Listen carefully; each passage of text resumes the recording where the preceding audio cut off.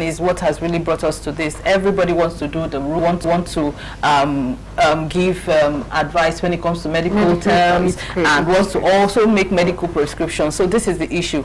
If we don't educate people, the need to know what mental health is and how we as religious leaders, as teachers, as every other profession, bringing them into the space, to training them on what mental health is, how they can offer this help. Because if you say, okay, as a religious leader, you won't get to know that this is the issue, because some of them come crying, they are not willing to tell you what the problem is, and you begin to say, oh, it's a spiritual problem, you need to undergo deliverance. That's the issue. So ignorance is one thing. Then another thing is education. I will always advocate for we educate leader and also be a counselor. Referral is what comes to play in that issue. Absolutely. Like someone being sick and you around that is educated, well learned to know that this person needs medical help, and you're saying to that person, why not seek the help of a medical doctor? So Absolutely. That's what will come to that place where we're making people understand that counseling is a profession just like medicine is, just like the doctor is to the society, the psychiatrist is to the mental health institution. So counseling is also a profession that when you see someone who is mentally challenged, you can always refer them to a counselor. So education has a role to play in this, a major role. Thank you. You mentioned referral, so that brings me to the question, how accessible do you think mental health is, like mental health support is in Nigeria for the average? True. That's a big challenge. I would say in our what's it called? This local health centers, primary health centers. We are supposed to have mental health counselors designated in those places. Really? Yes, it's very important.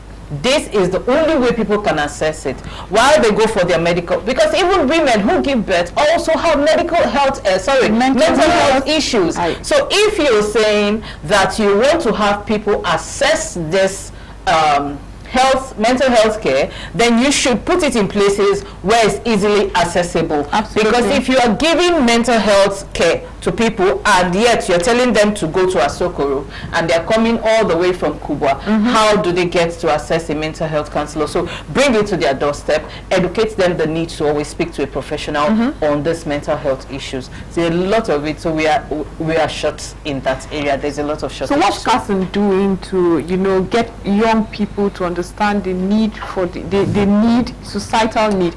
You know, when we sometimes talk about jobs of the future, mental health intervention is an intervention that would never go distinct. You know, it will always be a need in society, because no matter how contemporary, innovative AI is, it cannot help your emotional needs and mental health needs. So what are you doing to actively engage young people to understand the career value chain that they can also be part of? A lot of you people that ended up in mental health wanted to be doctors and were sent to do counseling. You know, it wasn't because you woke up and said, you know what, I want to go into this profession. Okay, so counseling is doing a whole lot in seeing that young people are being incorporated into the counseling space. While I was in school, there was this thing for me that was making inquiries, because I actually wanted to do counseling. So it was deliberate for me before I went into studying counseling. I have a first degree though, but that one is irrelevant as I'm concerned on this field, because this is my passion. So actually counseling is doing a whole lot. Then when I was making inquiries on how to become a council member, I heard that if you don't have a PhD, you cannot become a council member. But for today, immediate past president did a whole lot, and his team, to seeing that a lot of young councillors become members of CASN, and this is the way forward. So if they are members of CASN and the population says out of 10 young people, 4 out of these 10 are mentally unbalanced. So how do we go into the field? You don't expect someone with a PhD degree to start going into the field to doing this job. So it has to require the help, the hands of young people to go into the field and beginning to educate, and not just educating, also giving out psychosocial support. So the young people are into this much as you can think of with the help of the immediate past president of CASN. So they've done it. Right. I mean, I saw a movie several years ago of a man who failed in business, traveled to the UK and wasn't sure what to do with his life until he met another lady who was shopping. Is it impulsive shopping, where she doesn't need it, and she became a hoarder and had it. But just listening, one day he encountered her, and he was just listening to her, and the lady just ascribed him as he's a therapist. You're a therapist, aren't you? I mean, he's somebody who's already jobless. So he said yes. It's like, oh, okay, then you are my therapist. And all he did for this woman to change is the woman listened to herself talk. She would not mention the problem, and he said, I guess this is what I'm supposed to do. And the guy sat there and said yes, and she went back and changed and got her friend, and all of that. So that tradition is not one that we have, especially as Africans. We're very closed up. I don't know anything about her. She doesn't know anything about me, and Africans want to keep it like that. We just tell you what we want you to know. If we're having family issues, please leave us like that. We're having family issues. So how do we, for people listening to you, how do we be more open to trusting a therapist? You don't have to still change, but you know that the therapist is a professional who will not get your business out there. How do we trust? How do people get to trust you? What would you say to them? The thing of trust. Counseling is bounded by confidentiality, and if you need to have someone come to open up to you, you must ensure you build trust. Absolutely. So it's a whole lot of work. It's not something that happens automatically. No, I mean, beyond building trust, them knowing that, listen, she is not going to go broadcast my business and then get people gossiping and stuff. How do you get that? No, that's why I said counseling is bounded by confidentiality and trust building. One thing you should do as a counselor is do not be a public address system. It's unethical. Counseling, do not accept that. You must be someone that can be trusted with any kind of information. Because why I said counseling is bounded by confidentiality is what the person is coming to tell you. Is it something that will be put out there? Because sometimes people go through a lot of unimaginable things. Absolutely. That you, as a counselor, when they speak and they tell you, sometimes you're traumatized because you're asking yourself, how did this person manage to go through this? And this person is even standing here to say, this is what I've been through. So you must ensure that you are not a public address system. You're someone that can be trusted, because a lot of us grew up in a home that you don't tell people what you're going through. It's like an abomination. Absolutely. You don't tell people what you're going through. You tell them only what they want to hear, or what you feel they should know, and not exactly what you're going through. So that tomorrow you don't get to hear it. It's like a chain. I tell this person this, and the person tells the other.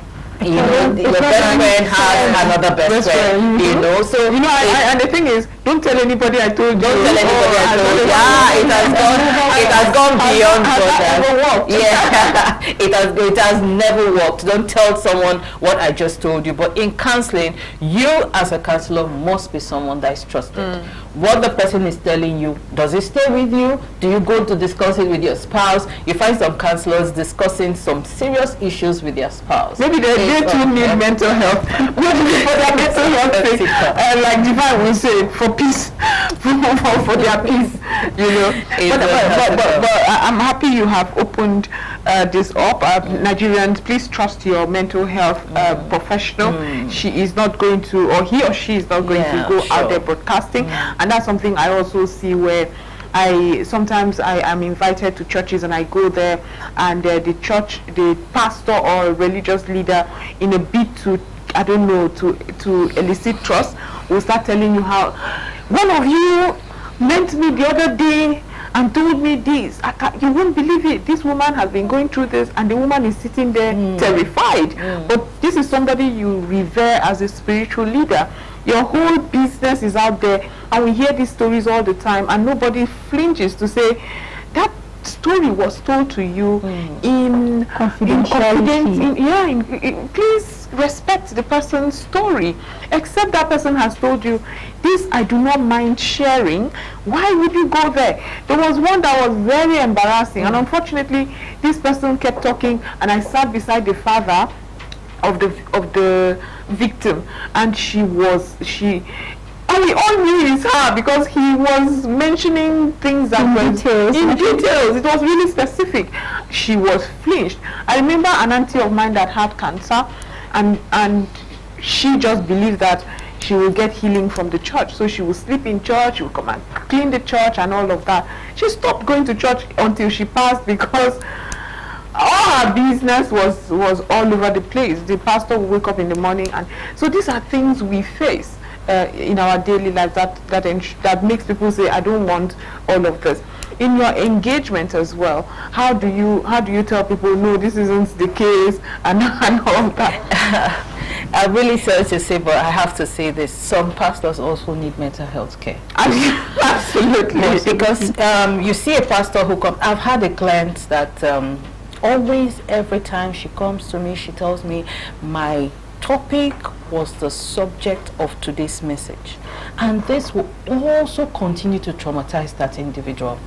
Why not you teach in line with, no matter what you're going through, this can be done, this can be done, rather than you saying to them, you think you're this, and you know some person is going through this, somebody came to me last week. It's irrelevant.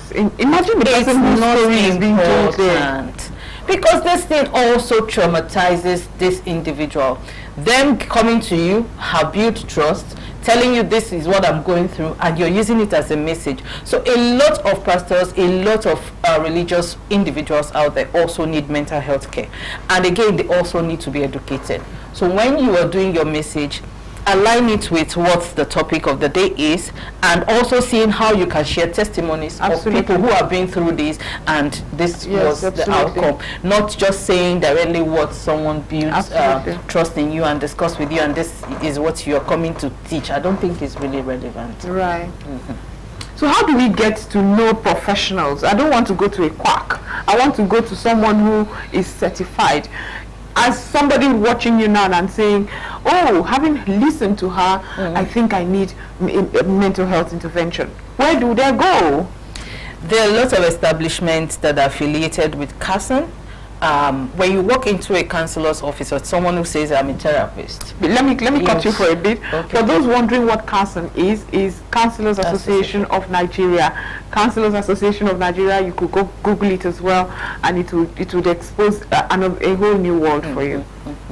All right, so when you walk into a office of a therapist, the first thing you see is their certification. Nobody should be fooled. It should be CASN certification. Yes, right. CASN certification. For me, I represent CASN anywhere, so I'll tell you, look out for that. And when you don't see that, please ask questions and be sure this person is actually certified by CASN. If not, you might just be talking to another public address system. Public addresses, that's so scary. Imagine having the conversation and the person is going, and that person will just leave here now. If I tell you it's your we get that a lot. And I'm happy you have mentioned that CASN is opening up for younger people in a therapist, where it's not necessary for you to have a PhD first. Because I have a young man, and I'll tell him now, who graduated but has not joined CASN, and I'm sure these are these are resources that could help the entire industry. Now that you've opened that up, so if they are wondering where to go, Google CASN.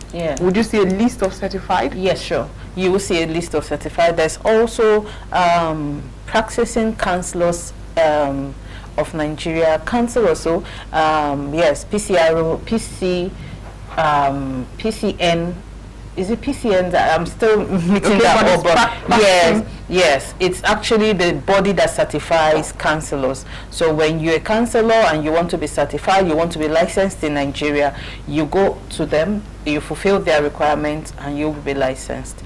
And maybe you're either a member of CASN or other affiliates. Okay. In a moment, we'll get into the activities lined up for this year's International Mental Health Celebration, and I'm so happy you are here.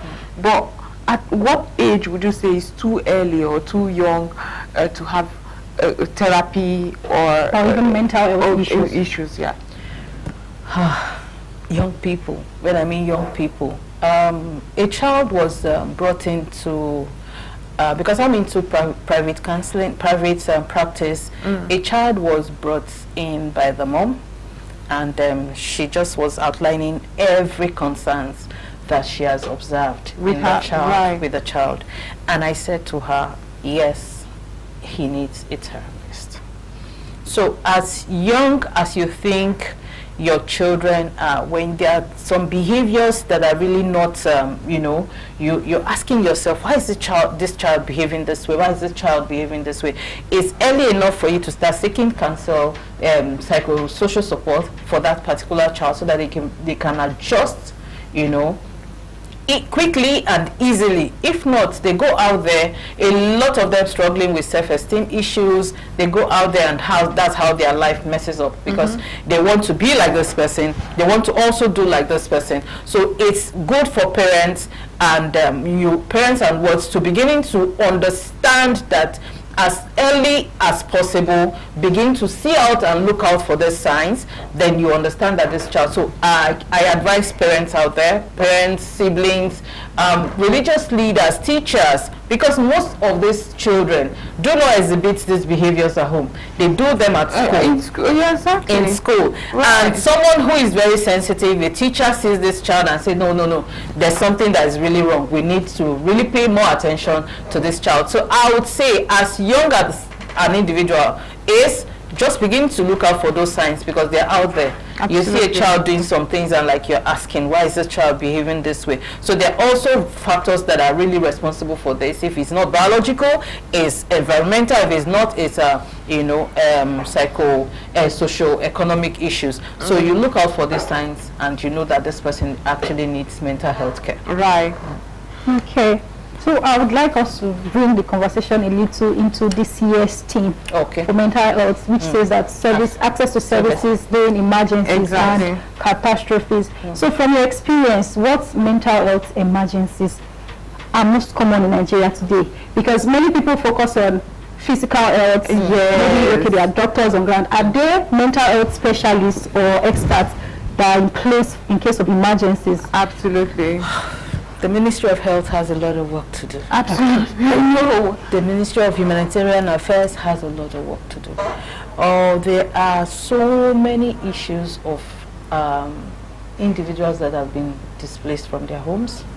These people need mental health care.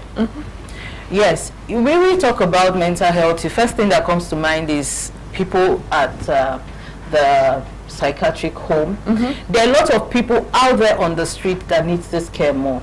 Emergencies like natural disaster, displacement from insurgencies, and all the challenges that we have every day. So these individuals need mental health care. Like I said, we have a lot of population in Nigeria, but how many counselors are trained? How many counselors are there to give this psychosocial support? So there's a lot of work we need to do. So we need to train more counselors, and those counselors who are out there thinking that career counseling is where you can just relax, please come out. We need we need more hands. Right. We need more hands, and we have a lot of work to do to give those people that have been confronted with kind of imagine, because a lot of people don't even bargain for what is befalling them every day. They leave their houses in crisis and catastrophes. Yes, in catastrophes. A lot of persons leave their house in the morning thinking that they're going back home, and maybe you find themselves in the hospital, you find themselves in the police station being arrested for one thing or the other, and these individuals come out there, find their way out of there. They really need someone to really cater for them, giving them psychosocial support. So there's a whole lot of work. Before Carson does their thing, and we now have more practitioners, how can community help? I mean, we used to have a very strong community where your problem is your neighbor's problem. But for some of us who live in urban areas, it's eroding us. My neighbor does not know me. you know, there was such a time. I grew up in the village. I'm a village girl. I've always said that here, especially here on the show, where they were having serious crisis in the community, and a certain individual was visiting my home. He was almost leashed by of course the local security architecture that was formed, but my neighbor who saw him said, no, he's visiting this home. I often see him visit that home, and that's why he wasn't harassed. He was saved from that. Today I don't know who visits my neighbor, because again it's the mindset of it's not my business. You know, Simbiat is going on her path. It's her business. I'm going on. So how could we develop that community support? There was such a time, if you have a baby right now, even if your parents are not, your mother is not there to help, the neighbors, the community would take turns to come. If you are in trouble, somebody passes on people come to sympathize with you. We cannot or underestimate the worth of that community that we often have. How can we bring it back? Is it even possible? It's very possible. It's very possible. Like you were saying, and something just dropped in, it takes a whole village to raise a child. Absolutely. So everybody's business is your business. Let's not be too westernized that we forget that even our next neighbor needs help, and you can offer this help. But first, you must identify that you are not in need of help yourself, because no man can project pour, yes, no man can pour out of empty cup. Exactly. You must pour out from the overflowing. So you cannot be a problem yourself and then to solve someone else's problem. You can cause more problems. Right. So you ensure that you are helped, then you can also offer. So don't say my neighbor's problem is not my problem. There was this day I was really deep asleep. In the middle of the night, I was hearing someone scream. I knew something was wrong, but I actually didn't know what was happening. But I had to come out. It was past 12 midnight. I had to come out. The person crying like she was screaming. And then when I got out, I saw that a man abusing the wife. Oh my goodness. I just said to the man, sir, with all due respect, you need help. Because you might not know that whatever it is that you're going through, you are now displacing this anger on your wife, because you're going through. I actually didn't know he has lost his job. So this is the thing. If I had not come out that particular night, someone would have died. Exactly. So if I said it wasn't my problem, I'm sleeping because I'm going to work the next morning, it's not my problem, and I sleep, someone would have died. And is it a self-defense? Exactly. And if you as the neighbor, when police comes, you will also be arrested. And these are the issues. When you understand that you as an individual, you've been helped, you can also pay attention to people around you. I do a lot of community-based advocacy on mental health issues, so we can bring back that vibe where, you know, my neighbor business, you can even cook and take to your neighbor during Christmas, New Year, during Salah, you know, where we used to have a lot of food and you start choosing which one to eat. So we can bring back that vibe where love leads. Love has to lead. So let's get back to Kasen and the activities for as we commemorate the International Mental Health Day. Okay, for Kasen, we usually have a mental health walk where we go out, tell people about the need, why they need to seek help, psychosocial support when you're going through that issue. Do not let it build to the level where you can no longer handle it. So when it comes to Mental Health Day, which is designated for 10th October, and also alongside you celebrate the Day of the Girl Child, you know, so we ensure we set out advocacy program, you know, educating people for the need to always speak to a counselor. There are professionals out there whom you can always relate to. Tell them, yes, we are here to always render you the help regardless of what you're going through. Then also alongside, there are also programs aligned. It's not just a one-off thing. So mental health advocacy is a continuous activity, not just a one-off thing for Kasen. So Kasen is all in the forefront leading the advocacy program on mental health. celebrating mental health. Thank you so much for being part of the program. I've had a wonderful time, and above everything, all of you that self-diagnose yourself as ADHD. There's this one, OCD. I feel it's a beauty. OCD. It's not a beauty.